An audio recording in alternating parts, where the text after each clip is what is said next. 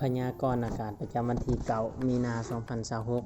2026 ประเทศลาวนี้ยังตกอยู่ภายใต้ความกดอากาศต่ำของอากาศร้อนในระดับค่อยหางปานกลางบวกกับกระแสลมตะวันออกพัดปกคลุมเฮ็ดให้สภาพอากาศโดยรวมนี่ร้อนในตอนกลางเว้นแล้วก็เย็นในตอนเช้ามาเบิ่งอุณหภูมิในทางภาคเหนือนี่ต่ำสุดอยู่ที่ 14-20 องศาสูงสุดอยู่ที่ 22-30 องศาภาคกลางนี่ต่ำสุดอยู่ที่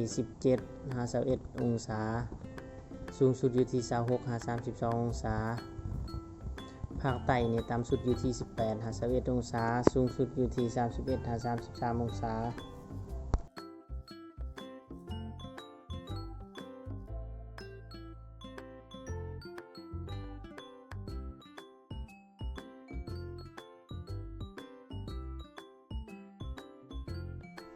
มาเบิ่งเมฆนี่จะปกคลุมค่อนข้างหนาแน่นนี่อยู่ทางภาคเหนือ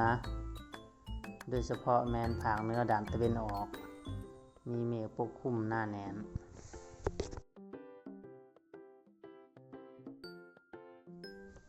มาเบิ่งฝนนี่จะมีโอกาสตกอยู่บางเขตของภาคเหนือตกในระดับค่อยเช่นว่าจะมีโอกาสตกนี่อยู่บางพื้นที่ของหัวพัน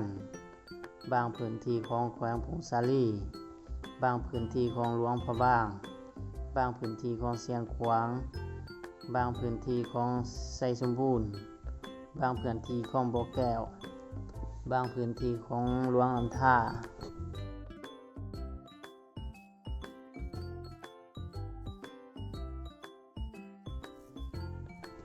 มาเบิ่งลมนี่มีกระแสลมตะวันออกพัดผ่านในระดับค่อยหางปานกลางโดยเฉพาะแม่นอยู่แขวงสะหวรรณเขตพัดในระดับปานกลางคำมวลบริคำไส้พัดในระดับคอยและก็อยู่บางพื้นที่ของภาคใต้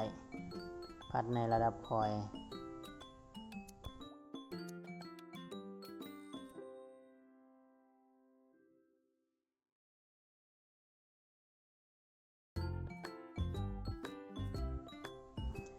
PM